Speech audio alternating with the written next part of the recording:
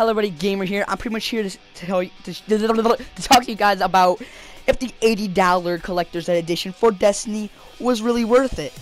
Now, let's talk about year one Destiny players. People have been playing it since it came out. We spent about a total of $110 on the Destiny itself and all of the DLCs go along with it. I mean Dark Below, House of Wolves, and Taken King. Now, since we got these DLCs, people have been just, being happy. They've been playing the game. Then again, some people, they're not aware of how much money they're pouring into this game that's going on forever. It's going to go on for supposedly 10 years. So, enough about year one for a minute. But actually, let's talk about year two. Year two Destiny players. If they get the Legendary Edition, they have to pay about $60 for all the DLCs when we had to pay over 100. Really. So they had to pay just roughly about 60, and then we had to pay over 100. That is screwing the year one Destiny players. I've had friends that ended up quitting playing just for that reason. Now, it is a kind of ridiculous reason to quit playing. Then again, it's not. To see how much money you're pouring into the game. Now, let's just talk about the $80 collector's edition for now. If you're new to Destiny, like, you're gonna be a year two player, like that's where you're gonna start off, not year one. Me myself, I was a year one Destiny player. I got all the DLCs as they came out, and I noticed how much money I was actually spending. So what I ended up doing was I ended up adding it all up, and it equaled 110. So when I ended up, looking around the internet, I found out that they're gonna have this is before the Taken King. I saw there's gonna be an $80 edition, and I was thinking, oh, what's gonna be really bonus about it? Well, you get some weapons and you get dance moves. Are you serious? You pay about another $20 for dance moves. Like, I've seen people with dance moves, and I asked them, why did you spend money on it? Some of us said I was new, and I'm like, okay, that was an okay idea, I guess. But other people, they just like, well, I wanted the dance moves, so I bought the $70 edition. If you encourage this behavior, they're not going to quit, because they're going to keep on getting your cash poured out onto a silver platter, let alone a diamond platter, because they're getting constant money, because people are spending it. Obviously, we did spend a lot of money year one Destiny players, since we paid over 100. Then again, we're kind of the innocents in this, because we're the ones that didn't know that they were going to drop down a Legendary Edition right after. That's probably going to happen with Taken King, Taken Queen, I think it's going to be, and then the other three DLCs. Then we're going to have one big packed edition, so you can get it all at one price. Of course, you're going to be below everything, so that's up to your choice when you want to pay your money. Now, the $70 edition, honestly, I don't think it's worth it, because it gives you I think it gives you a couple weapons, but the dance moves are like the main feature that people want. Like, why would you buy that if you already paid 110? Let's say you pay 110 because you're a year one Destiny player, and then you pay 70. You've spent $180, 70 of it on the same game that you already had, just with a few bonus features that really don't improve your gameplay in any way. If you could taunt them and they could be weakened or something, it would kind of make a tiny difference. But then again, people are still gonna buy it. People are gonna buy it because it's unique. It's something different. Idiots are gonna buy it. I have a friend that accidentally bought the $70 edition, and now he's broke. It's because they charge you so much for it. It's ridiculous. Plus, RNG. RNG is something that's going around a lot. So, since there's an RNG system in Destiny, obviously people are going to be grinding the heck out of it, right? And they're just doing it to get more money. They're constantly trying to get people with their grind time, I guess you could say, with their play time, to get more money off of it.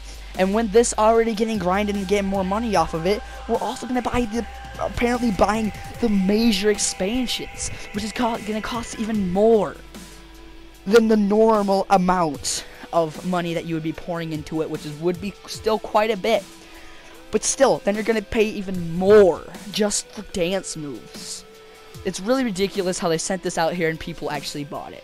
Like, honestly, I'm not trying to offend anybody, but if you bought it, you're not that bright. Unless, if you want them, if you encourage this behavior, like I said earlier, if you encourage this behavior, they're going to keep on doing it. They're going to be transferring over. It's kind of like, sorry guys, my recording system kind of jacked up because of the music and everything, but pretty much what happened is that they are just the RNG, man. Okay, the RNG, it's going over to other things. It's rubbing off. It's spreading at a rapid rate. It's Ebola. It's at Destiny, which I think this game could have been one of the greatest games of all time. But RNG kind of faltered it. Even if it did have RNG, if it had trading, it would be amazing. But it doesn't. And also in other games like Advanced Warfare, which has the RNG supply drops and stuff. I really hope I do not see that in Black Ops 3. And heck, for all we know, Fallout 4 could have RNG in it. Then RNG in Fallout 4 is kind of a thing type of situation with, you looting bodies and seeing if they actually have anything on them. Then again, they're kind of handily spawned in on certain characters, and then they send about there randomly. But, because of this random loot system, Bungie has made one of the biggest, well, not just Bungie and Activision, they have made like a big profit off of this game, which is actually kind of sad, seeing that the game doesn't have the most to offer. It has some, a couple strikes, a couple,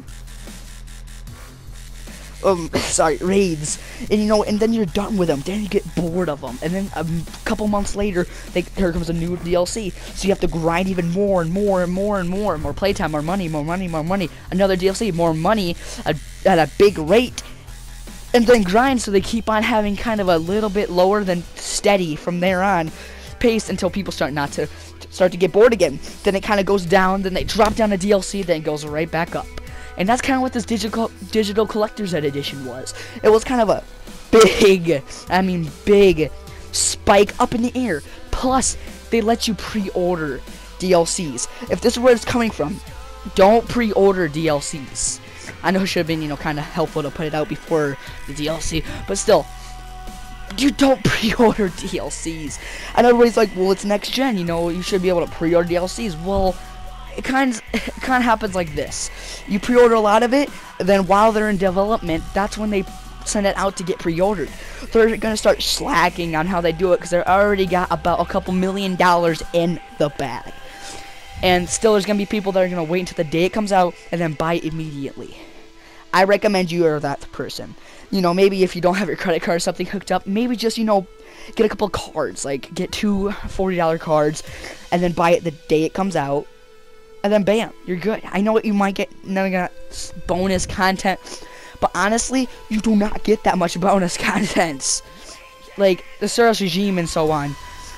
You can get that randomly throughout the game, and not have to pay early. Like, I know it's kind of a smart idea. Hey, maybe we can pre-order it. We can pre-order our games. But no, Destiny's gonna go on for 10 years, and if this behavior is still encouraged, Destiny is going to go downhill from where it already is, which is going to be really sad. And I really hope that does not happen, because Destiny is one of my favorite games on PlayStation.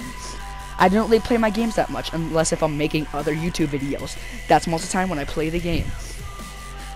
So yeah, guys, that's pretty much my kind of, that's kind of like my little splurt, I guess you could say. I don't really know. That's kind of what I think about the Digital Collector's Edition. I hope you guys enjoyed this video, and I hope we can get more of these type of videos out, kind of showing what my opinion is and kind of seeing if you guys can learn any facts off of it. But yeah, guys, if you enjoyed, like, comment, and sub down below, and I'll see all you dudes in the next episode.